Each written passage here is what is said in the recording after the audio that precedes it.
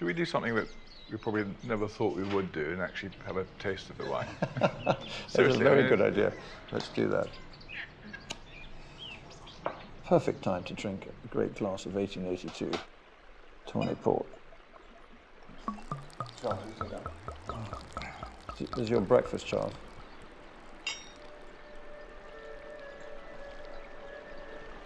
Thank you.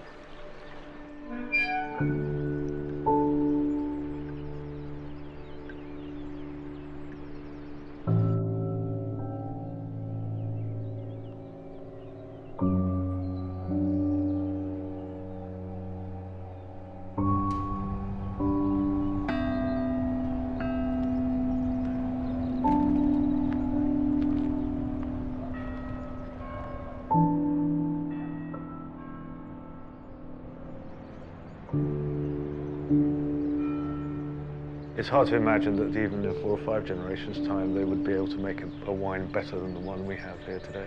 And that was made probably without electricity. It's actually quite fun to think that this wine was probably transported in an ox cart down to the river and then rolled onto a barco robil and taken by boat down to Gaia. The great thing about wines like this is that when you walk into the room, the whole room just smells of this fantastic sort of concentration of it's got those almost one of the aromas that comes through a lot is that sort of almost orangey sort of smell that comes through in these very old wines. I love this sort of slightly almost greenish tinge that the wine gets on the rim when wines get to this age.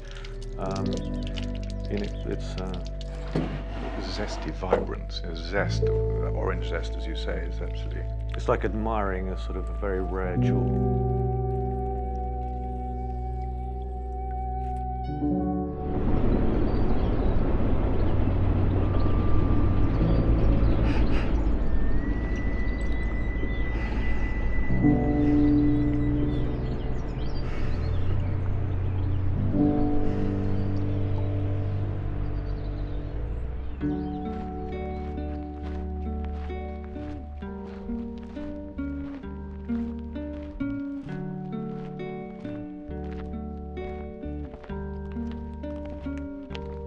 Think of what they lived through. I mean, there was sort of, 2 world wars, the crisis in Portugal in 1974, and all this time the wine was sitting there in the lodge, just, minding its own business. And when so many other families came out of the port business and had to leave because it wasn't going to. I think that's a key thing. It wasn't going to be a future, and they steadfastly and resolutely stuck to doing what they felt they knew best and producing great wines, and yet at the same time keeping a wine like this. It is almost frightening.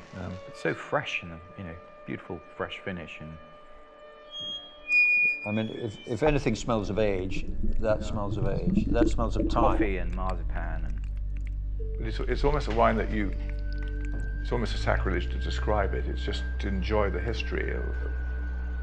I think the decision to release the wine now with bringing together the various components of our family heritage and the history of our family with a decanter from Atlantis Crystal in Portugal, the Silva from Scotland to AJ's home where he came to Portugal as a young man, and the box made by Smythson's of Bond Street. I think this brings the whole circle even closer because Morris's war diaries were written in a Smythson's notebook. And Churchill lived there, very close to there. The history books show that was where he had an apartment that he lived with in for years.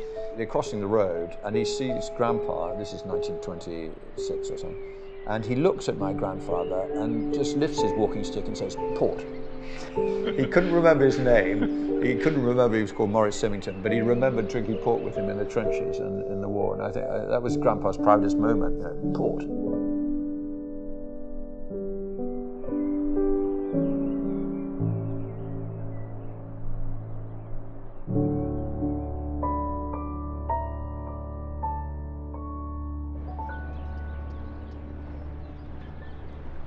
Okay, come on, Chili, go and sit down. Go, come on, Root. okay, now that she's sitting, okay guys, thanks very much, that's it.